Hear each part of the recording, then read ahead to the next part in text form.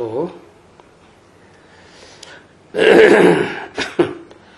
विकर्म विनाश होने के लिए क्या तरकीब बताई?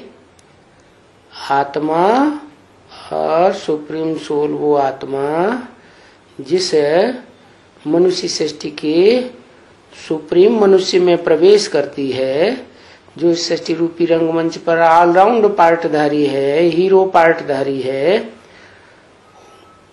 उस स्वरूप को याद करना। माने साकार में निराकार को याद करना, तो विकर्म विनाश होने। तो इस बात को ध्यान में रखना चाहिए, कितनी अपने ऊपर खबरदारी रखनी चाहिए कि ऐसे स्वरूप को याद न करने से माया समझ जाती है क्या कि अब ये हमारे पकड़ में आ जाएगा क्या, या अकेली देह को याद किया तो भी पकड़ में आ जाएगा, और अकेले आत्मा को याद किया तो टिक नहीं पाएगा। क्यों? क्योंकि 63 जन्म तो क्या 84 जन्म देह का सुख भोगा है, इसलिए देहधारी आत्मा को जरूर चाहिए।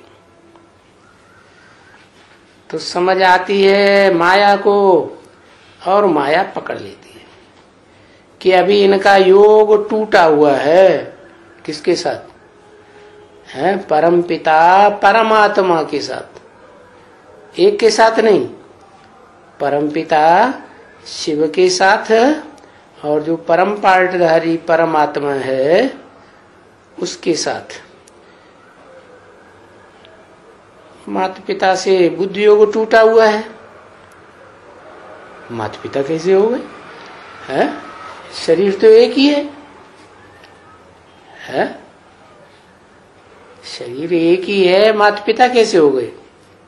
क्योंकि जो ज्ञान का बीज डालता है वो पिता हो गया। गीता में भी लिखा है अहम बीज प्रदप पिता।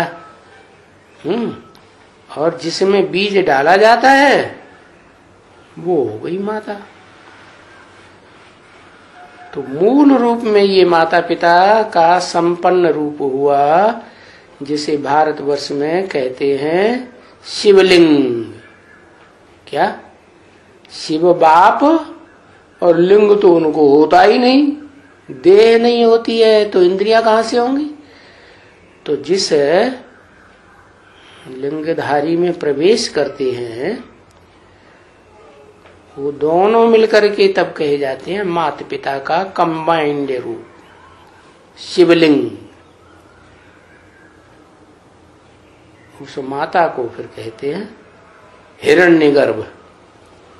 हिरण्य माने सोना, गर्भ माने जिसमें बीज डाला जाए। तो वो जो शरीरधारी व्यक्तित्व है वो शरीर हो गया हिरण्यगर्भ। लाल लाइट का गोला दिखाते हैं ना यादगार में, सोमनाथ मंदिर में लाल लाइट के गोला पत्थर के रूप में दिखाया, लाल पत्थर, और उसमें आत्मा दिखाई गई है हीरे के रूप में। तो हीरा कोई शिव नहीं है, क्योंकि शिव हीरा थोड़े ही है, न हीरा है, न मोती है, न पन्ना है, न माणिक है। वो तो उसकी गिनती कोई रत्न में होती नहीं, तो सबसे न्यारा है। तो उसको जो बहुत याद करता है तो 100% याद की स्टेज में पहुंचे तो वो शिव समान बन जाता है। तो उसकी बात बताई कि उसको याद न करने से माया को समझ में आ जाता है कि अभी इनका बुद्धि योग टूटा हुआ है। किससे? जो माता पिता हैं फाइनल ऊंचे ता ऊंचे भगवंत का रूप में, क्योंकि ऊंचे ते ऊंचा कोई इस दुनिया की ही बात होगी, बाहर की दुनिया की तो बात नहीं होगी, बाहर की कोई दुनिया होती भी नहीं। और आत्माओं की जो दुनिया है वहां तो ऊंच नीच का सवाल ही नहीं, वहां तो सब बिंदु बिंदु आत्मा है एक जैसी, न कोई ऊंचा न कोई नीचा। तो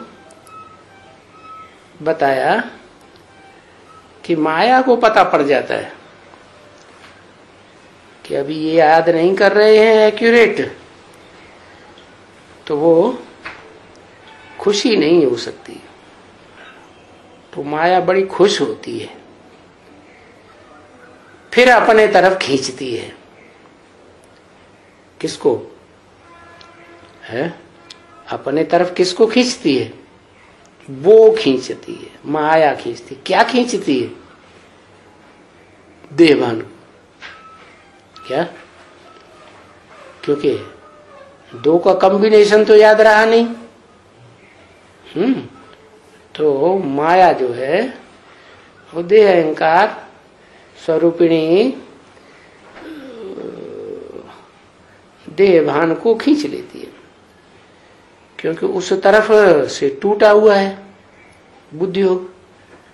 न अपन को आत्मा समझा, न आत्मा का बाप याद रहा, तो बुद्धियोग टूट गया। तो जरूर कुछ न कुछ उल्टा सुल्टा हो ही जाता है। जब बच्चों का बुद्धियोग टूटता है माता पिता के कॉम्बिनेशन से, तो क्या होता है रिजल्ट? कुछ न कुछ माया उल्टा सुल्टा कर देती है। क्या कर देती है उल्टा सुल्टा? है माया पहले तो गॉडरेज का ताला लगाती है। क्या? गॉड की जो किरणें हैं श्रीमत की, वो श्रीमत की किरणों को पकड़ने ही नहीं देती, तो बुद्धियोग ही उल्टा हो जाता है। तो जैसे बाप की निंदा कराते हैं, क्योंकि अभी बाप के सिवाय ये जो गाते आते हैं भक्ति मार्ग में, बाबा मेरा तो एक शिव बाबा, दूसरा न कोई, मेरे तो एक आप, फिर दूसरा न कोई, मेरे तो गिरधर गोपाल, दूसरा न कोई, ऐसे भक्ति मार्ग में गाते हैं ना। तो जब दूसरा कोई नहीं है तो दूसरे को अगर याद किया तो इसका मतलब दोष लग गया ना, पाप लग गया। दुनिया को सुनाते हैं ये मेरे तो गिरधर गोपाल, दूसरा न कोई,